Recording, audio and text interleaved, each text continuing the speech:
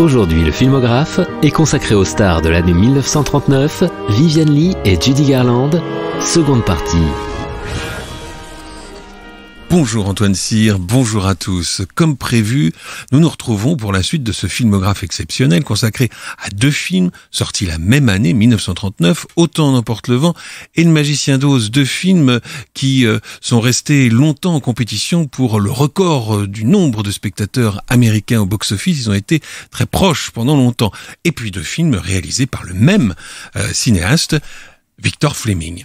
En fait, et comme à son habitude, c'est surtout aux deux vedettes féminines de ces deux films qu'on va s'intéresser maintenant, puisque c'est Antoine Cyr qui nous présente ce filmographe comme d'habitude. Nous nous étions quittés la semaine dernière alors que Judy Garland avait été choisie pour incarner la jeune Dorothy du Magicien d'Oz et que Vivien Leigh, après moult atermoiements, et alors que le tournage avait déjà commencé, obtenait le rôle de Scarlett dans Autant en emporte le vent. Elle l'avait obtenu le jour où le producteur David O. Selznick remarqua la finesse de son tour de taille. Et non seulement Vivien Leigh a le tour de taille de Scarlett O'Hara, mais son éducation raffinée vaut bien celle d'une patricienne de Géorgie.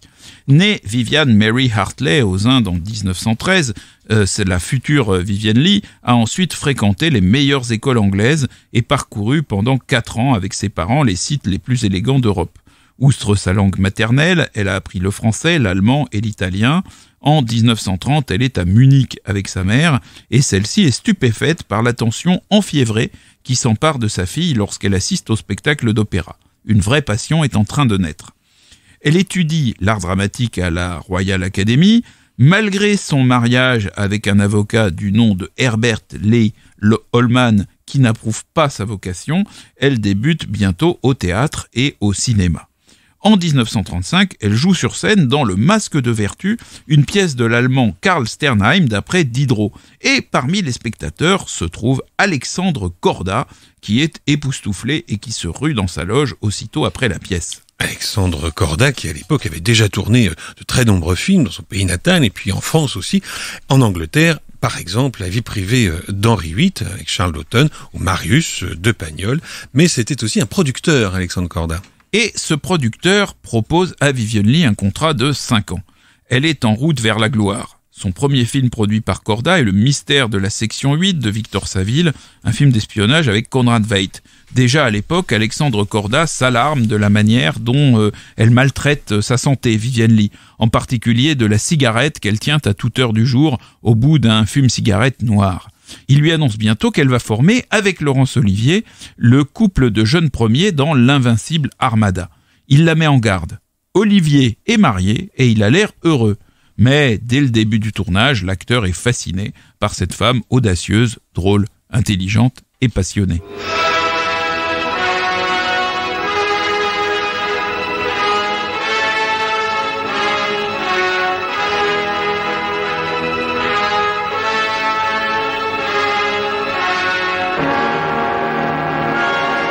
La musique de l'invincible Armada est signée Richard Hadinsell. Dès la sortie du livre Autant en emporte le vent au Royaume-Uni, Vivien Leigh se reconnaît en Scarlett O'Hara et rêve de participer au futur film qui s'annonce comme la grande affaire d'Hollywood.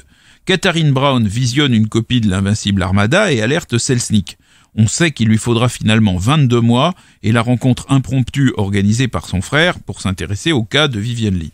En attendant, elle tourne dans un film américano-britannique, Vive les étudiants, dont le titre anglais, A Yank in Oxford, rend plus fidèlement compte.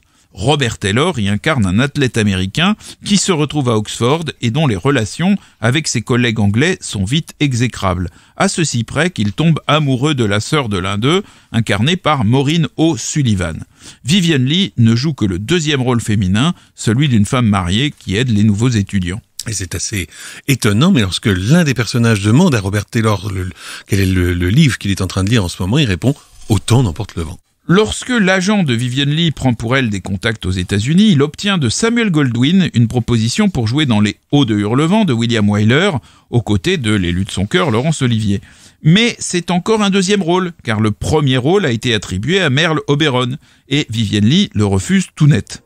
Tandis que Laurence Olivier débute aux États-Unis le tournage des Hauts de Hurlevent, qui lui vaudra sa première nomination à l'Oscar, Vivien Leigh entend parler des difficultés persistantes de Selznick pour trouver sa Scarlett. elle embarque tout à fait cessante sur le Queen Mary pour traverser l'Atlantique. Le but avoué de son voyage est de passer 5 jours avec son compagnon, mais elle sait naturellement que l'agent de celui-ci n'est autre que Myron T. Selznick, le plus sûr moyen d'accéder à son frère David. Dès que Myron voit Vivien Leigh, il s'exclame « Mon Dieu, vous êtes Scarlett !» Il ne lui reste plus qu'à la présenter à son frère avec le succès que l'on sait.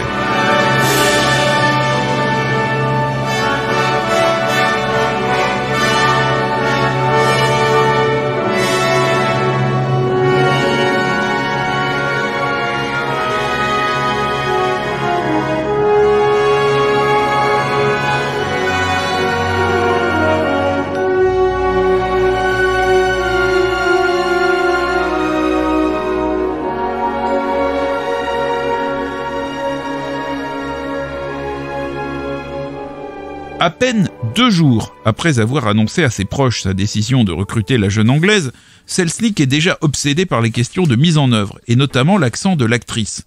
Dans un de ses mémos, il exige qu'elle s'entraîne 4 heures par jour. Ed Sullivan, future vedette de la télé et alors jeune chroniqueur du New York Daily News, s'alarme du fait que la jeune actrice n'est pas américaine. Selznick lui répond « Premièrement, les parents de Scarlett O'Hara étaient français et irlandais. De même, ceux de Mrs. Leigh sont français et irlandais. Deuxièmement, beaucoup de gens du Sud s'enorgueillissent de leur ascendance anglaise et une Anglaise devrait donc probablement être aussi acceptable dans le rôle qu'une fille du Nord. Troisièmement, les spécialistes prétendent que le véritable accent du Sud, contrairement à la conception qu'en a Hollywood, est fondamentalement anglais.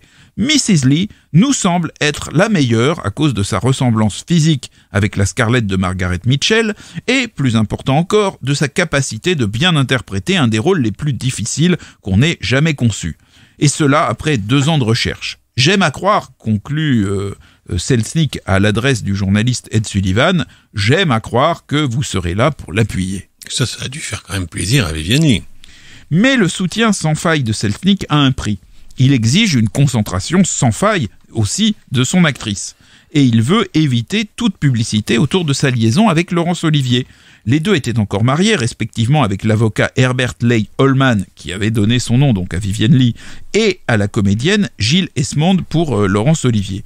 Pendant les 6 mois de tournage, Selznick ne va guère donner à Laurence Olivier et à Vivien Leigh que 3 fois la permission de se rencontrer dans un hôtel discret de Kansas City. Tout ça, évidemment, c'était pour conserver l'image de jeune fille prude de l'héroïne.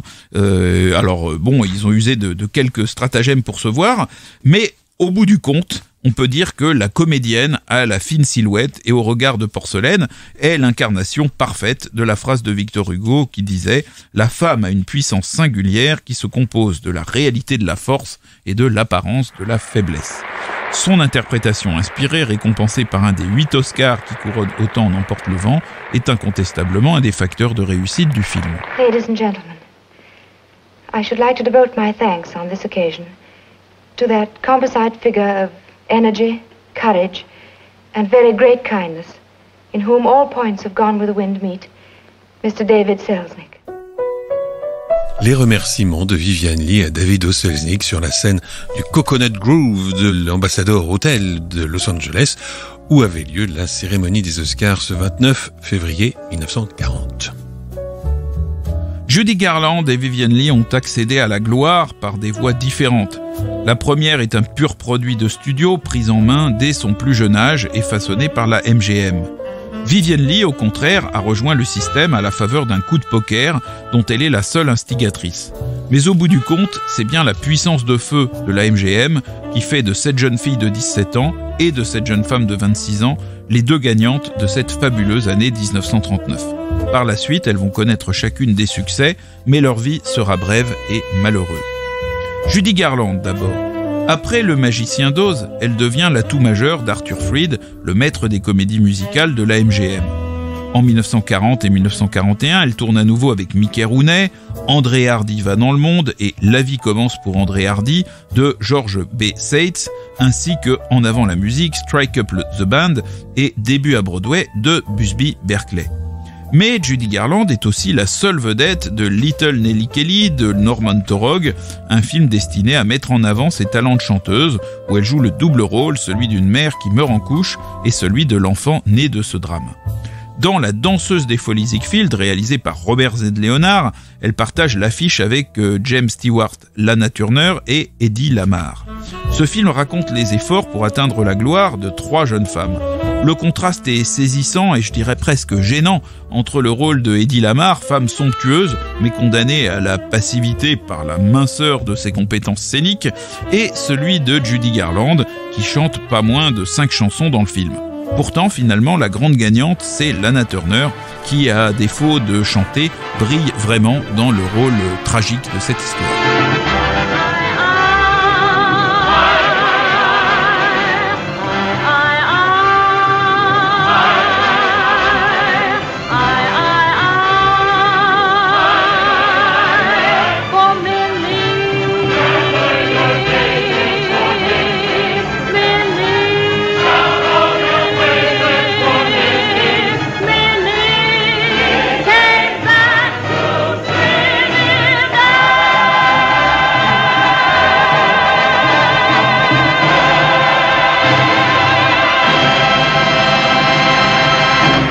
Brillant final de Minnie from Trinidad, l'une des chansons interprétées par Judy Garland dans La danseuse des folies Ziegfeld de Robert Z. Leonard. Le film est sorti aux États-Unis en avril 1941. Pendant le tournage de Little Nelly Kelly, Judy Garland annonce ses fiançailles avec le musicien David Rose, qu'elle épouse en juin 1941 contre l'avis de Louis B. Mayer.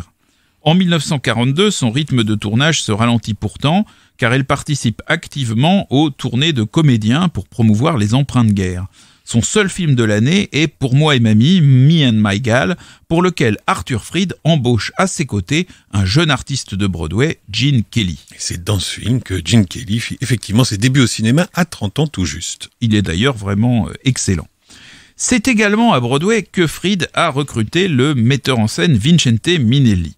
Alors Freed va confier à Minnelli en 1944 Le Chant du Missouri, film musical très ambitieux qui tourne autour de la glorieuse exposition universelle de 1904 à Saint-Louis, l'un des événements qui marquèrent la reconnaissance des États-Unis comme puissance industrielle. Judy Garland ne voulait pas tourner dans ce film et ses premiers pas avec Minnelli furent hésitants. Mais finalement, aidée par la comédienne Marie Astor, Minnelli finit par la convaincre d'être assidue aux répétitions et de se couler dans son personnage. Le film, qui présente une famille américaine sans mièvrerie mais avec des couleurs magnifiques, est un succès commercial et critique. En 1945, Freed produit pour Judy Garland un autre film ancré dans l'histoire de la prospérité américaine, The Harvey Girls, à la gloire des serveuses de saloon de l'Ouest américain, dans lequel elle est opposée à Angela Lansbury.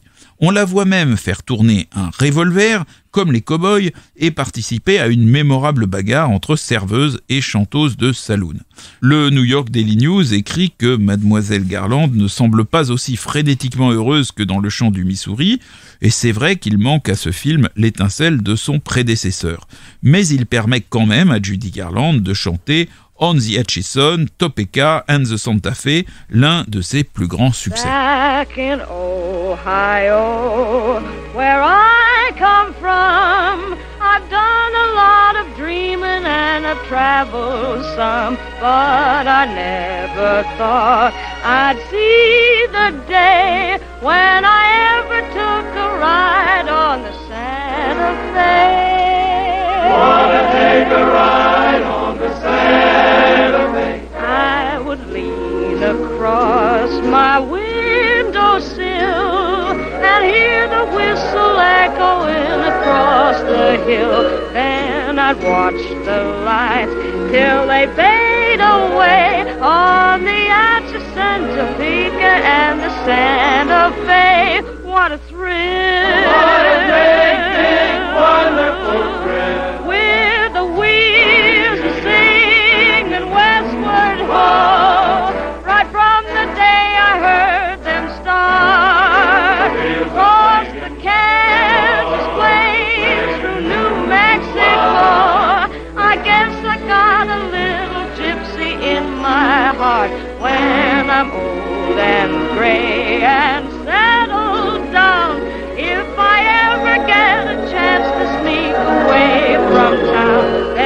I'll spend my busman's holiday on the Atchison, Topeka, and the Santa Fe. All aboard!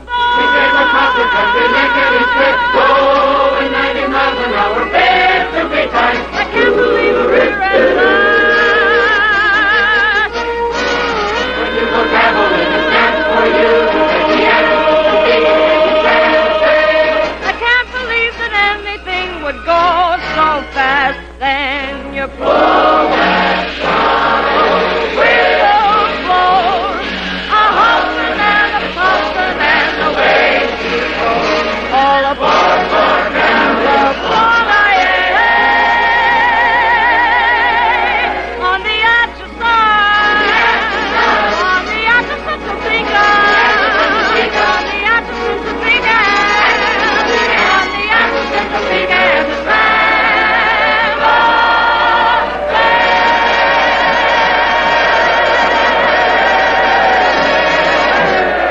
Judy Garland dans The Harvey Girl de George Sidney, c'était en 1946. Vous écoutez toujours le filmographe sur Séance Radio. On retrouve tout de suite Antoine Cyr et Judy Garland. Pendant le tournage du Chant du Missouri a débuté la liaison de Vincente Minnelli avec Judy Garland, qui divorce de David Rose en 1944. Le réalisateur est touché par la fragilité de l'actrice, ainsi que par son humour autodestructeur, qui donne envie de l'aimer, dit-il, et de la protéger. Minnelli prend conscience du fait que les cadences infernales de la MGM ont rendu sa femme gravement dépendante des médicaments. À l'époque des débuts de Judy à la MGM, les syndicats n'étaient pas aussi puissants qu'ils le devinrent par la suite, écrit Minnelli. Et un comédien a dû un jour passer quelques amphétamines à Judy dans le seul but de tenir le coup. Ensuite, il n'a pas fallu longtemps pour créer chez elle un besoin. Il fallait tenir toutes ses journées de 14 heures. Les amphétamines l'empêchant probablement de dormir, un autre ami a dû lui conseiller des sédatifs. D'ailleurs, à cette époque, on connaissait très mal les effets que ces drogues pouvaient avoir à long terme. Les mémoires de Vincente Minnelli sont disponibles en France chez Ramsay Éditions. Elles s'intitulent Tous en scène, référence évidemment à l'un de ses plus beaux films. Vincente Minnelli et Judy Garland se marient en 1945 et leur fille, Liza, naîtra en 1946. Arthur Freed produira 3 autres films de Minnelli avec Judy Garland, L'Horloge en 1945, qui n'est pas un film musical, Ziegfeld Follies en 1946 et Le Pirate en 1948, où elle partage l'affiche avec Gene Kelly, qui se réclame tout à fait ravi de travailler avec elle, malgré les rumeurs sur son état de santé.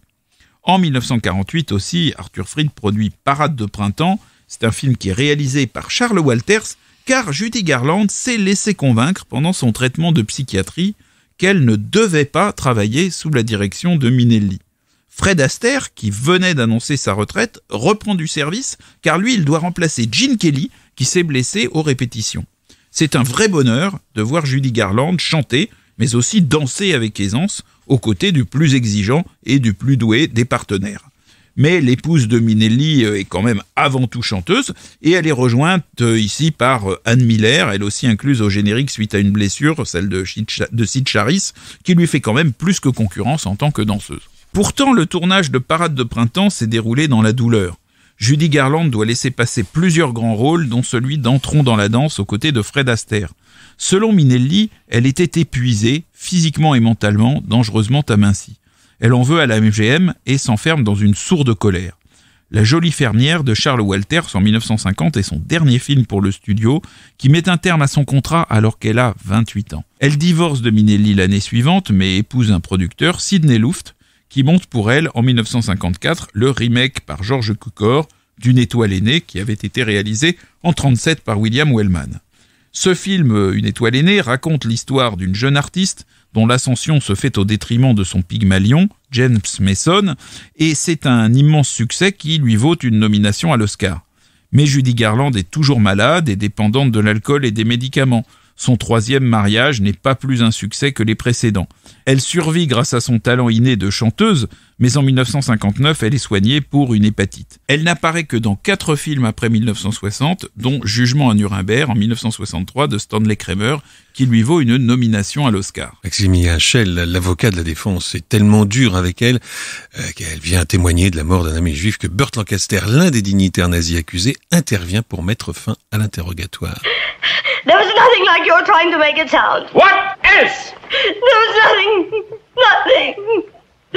Stop it! Stop it! What else do you admit to, Mrs. Fowler? Hello! Are we going to do this again?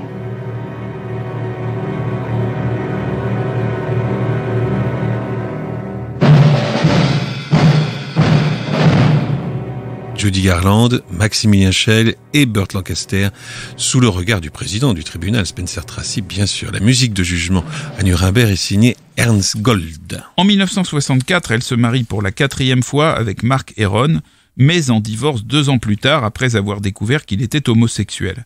Elle épouse en 1969 un producteur de disques, mais meurt la même année d'une surdose de barbiturique, âgée seulement de 47 ans. Pour la petite Dorothy du Magicien d'Oz, les cadences infernales d'Hollywood auront transformé le rêve en cauchemar. There's no place like home.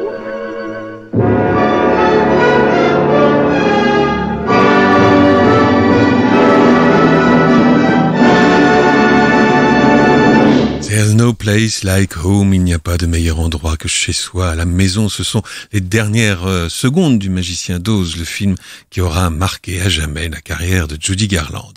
Antoine Cyr, que s'est-il passé pour Vivian Leigh après Autant n'emporte le vent ? Eh bien, aussitôt après En emporte le vent, Vivian Leigh remplit ses obligations vis-à-vis d'Alexandre Korda, parce qu'on a bien vu qu'elle avait un contrat qui l'obligeait à la fois à travailler pour Selznick et pour Korda, de façon un peu alternative, et donc elle tourne à Londres 21 jours ensemble de Basildine, où elle retrouve Laurence Olivier, puis elle partage une 2e fois l'affiche avec Robert Taylor, en jouant pour la MGM dans l'envoûtant La valse dans l'ombre de Mervyn LeRoy.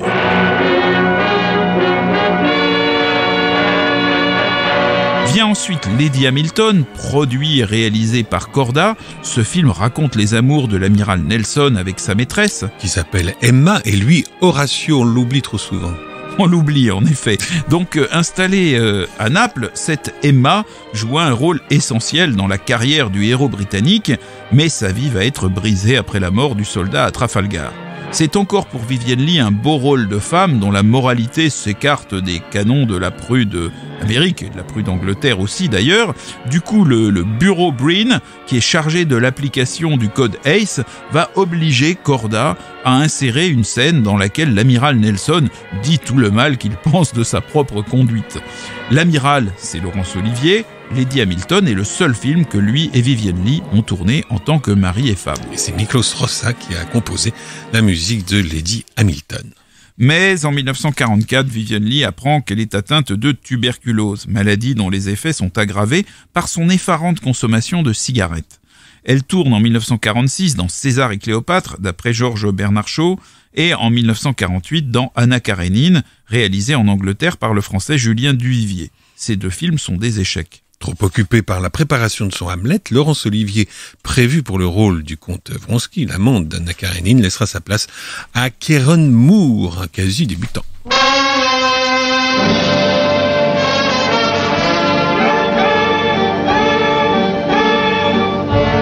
Et là, en 1952, Vivian Leigh remporte un second Oscar pour son rôle dans Un tramway nommé Désir, réalisé par Elia Kazan, d'après Tennessee Williams. Sur une musique d'Alex North.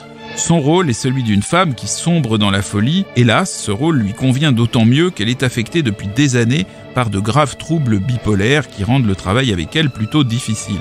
L'extraordinaire passion qui a permis à Vivian Leigh de s'inviter au banquet d'Hollywood s'accompagne hélas de désordres mentaux sérieux.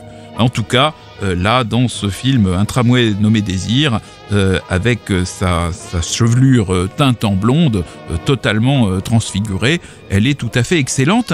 Mais voilà ce que dit Elia Kazan sur la vedette de son film. C'est un témoignage qui est à la fois flatteur et marqué par leur relation complexe. Kazan dit « Il lui a fallu 2 bonnes semaines pour se sentir à l'aise avec moi et les scènes qui ont été tournées pendant ces 2 semaines, si vous me pardonnez ma suffisance, sont celles où elle a l'air la plus artificielle, théâtrale et contrainte. Lentement, nous commençâmes à nous habituer l'un à l'autre, puis soudain nous fûmes bons amis. À la fin du tournage, je nourrissais une grande admiration pour la dame. Elle avait un petit talent, mais sa détermination à être la meilleure n'avait pas sa pareille. Elle aurait rampé sur du verre brisé si cela avait été nécessaire pour améliorer son interprétation. Dans les scènes qui comptent, elle est excellente. »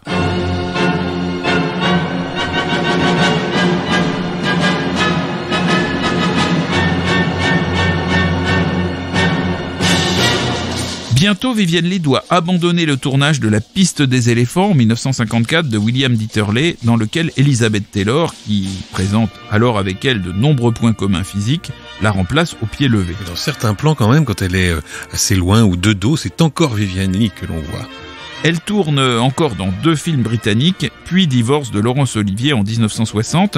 Son dernier film est La Nef des Fous de l'américain Stanley Kramer en 1964. Et comme pour Jugement à Nuremberg du même Kramer, la musique de La Nef des Fous est signée Ernst Gold. Dans La Nef des Fous, Vivien Leigh avait notamment pour partenaire un Simone Signoret qui, 15 ans plus tard, dans La Nostalgie n'est plus ce qu'elle était, se souviendra des dîners fastueux que Vivien Leigh donnait dans sa luxueuse propriété et à la fin desquels elle faisait toujours jouer le thème d'Autant n'emporte le vent. Simone Signoret écrit, ça la rendait triste, mais elle le faisait exprès.